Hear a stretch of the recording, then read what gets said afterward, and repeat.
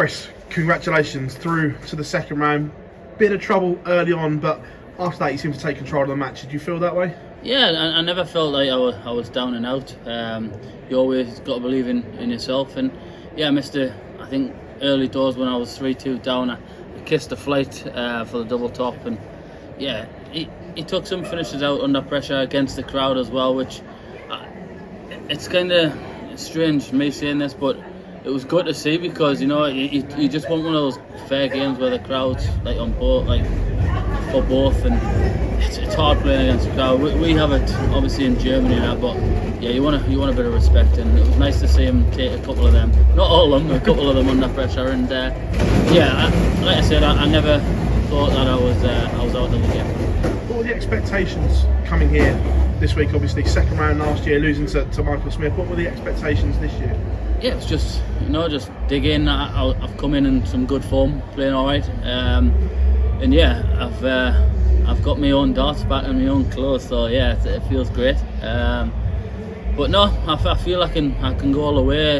If I bring my A game, then it's going to take an A game to beat us, or an A plus game. But yeah, it's about bringing it on the night, and like I say, I didn't need to do that tonight. Tonight was good enough. Oh, world number 6. Are you now eyeing potentially that top 4 by the World Championship? Is that kind of the goal, or even further than that? Yeah, you want to be in the top 4 no matter what. It guarantees yourself Premier League, and yeah, that's the goal. You want to be amongst the elite. You want to be playing there every year, and yeah, it's just about digging in these major competitions and going as far as possible. I'm due a win in a major. The last one I won obviously was unranked at the time, and yeah, it feels a lifetime ago. So yeah, you want to be back in the mix, and I want to start competing for these titles. When I'm speaking to you in the Premier League, that you refusing to class yourself as one of the elite. You were like, no, I'm just on the periphery. But now, world number 6, do you class yourself as one of the elite? Yeah, on my day, I think I'm one of the best players in the world. My dad still braces into us that I am the best player in the world at times, and it's kind of taking that in and producing the goods. But yeah, I definitely feel I belong up there, and I am one of the best players in the world. Cheers. Chris, well done tonight. What was the thing that you were most happy with about the performance there? Just getting the win. It's nice to win ugly now and again. It's not very often I get the chance to win ugly. I normally play really well and win, or I play well and lose, and yeah, it's kind of, if I can win not being at my best, then it's a good point in the game, and if I can do that more often, you obviously want to play well, but if I can do that more often, then it's a sign of a good player. The name of Michael Smith was mentioned earlier on. He was a semi-finalist here last year, but not here at this year's tournament. I spoke to a couple of players about this, but I guess it just shows how quickly the darts can change.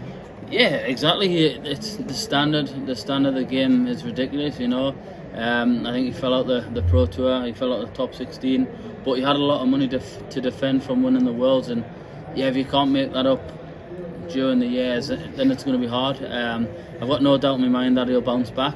He's a fantastic player. He's a great lad, and I think he's one of the big practicers in the game as well. So yeah, if there's anybody going to turn it around, then it's him. For you this week, what is the key to sort of unlocking that next step towards a major? You say it's been quite a while since your Masters win. What do you need to do to make sure you can back it up and have a good week here in Blackpool? Stop running into someone on form. I think the last few players who's beaten us went on to win the tournament, and yeah, like I say, it's on the night. If it goes well for me, if I play well, then I've got a great chance of winning.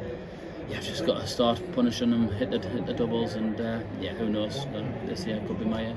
Cheers. Chris, congratulations. How important was that last leg before the second break when Ricardo missed those 6 darts at double 14? Could you sense that his head had dropped a little bit when he came back out? Yeah, I could see his facial expressions. He was hitting his hands and shaking his head, and he was stopping that extra couple of seconds at the board to take his darts out. And things like that do get you, and you think, yeah, just come on, now's the time, just finish it. And like I said, I kept on giving him chances, he would take them out, and yeah, you kind of little signs like that, I kind of do it behind them, so that they don't take any notice. But yeah, it's things you've got to learn, and you'll definitely learn from that. The new walk-on seems to be going down pretty well. How did you come to that decision? Yeah, it was obviously I had put it out there that I wanted something different, something for the fans more so than me. And it is still Clash with the Newcastle. We singing it as one of our songs, so it's still got that background. And yeah, it was Philip Brzezinski and the PDC Europe that said, "Oh, I've got the song for you," and he came up to us and said, "This is the one. Try it." And it worked on the European tour.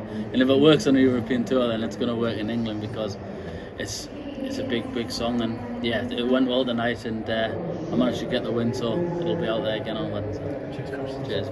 Chris, you defended a quarter-final here from 2 years ago. Cheers, man. Is that something you look at when you enter tournaments? Look at what money you defended, and if so, does that add any more pressure knowing that you've got to at least reach that stage to drop? Yeah, I knew what I was defending. It doesn't put any pressure on you whatsoever. You just make it up through the air before the World Championship. So, no pressure. It's like you say Nathan. Obviously, he had a lot of money defending. He knew where he was going to drop if he was to lose, and I think the likes of that, he had it in his head because of the gap, the prize money.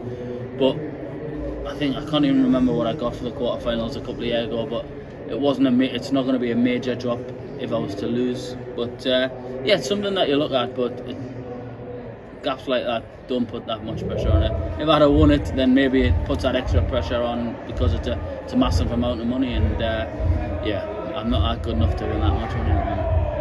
There's always talk about the ranking system. You mentioned Nathan there. He's had a great year, won 2 European Tour titles yet.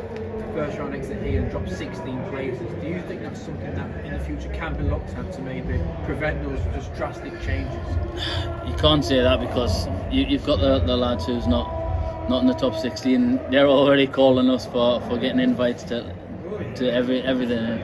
If someone was to change to stop that big drop, then there'll be a lot more to pay for. And yeah, it's kind of part of the game, that they know the rankings, they know what they've got to do. It's about you touch on Nathan. It's about getting them to these Pro Tour events instead of skipping them. He'll probably have to start playing, and yeah, he knows what he's got to do. And like I said, it's the same as Michael Smith.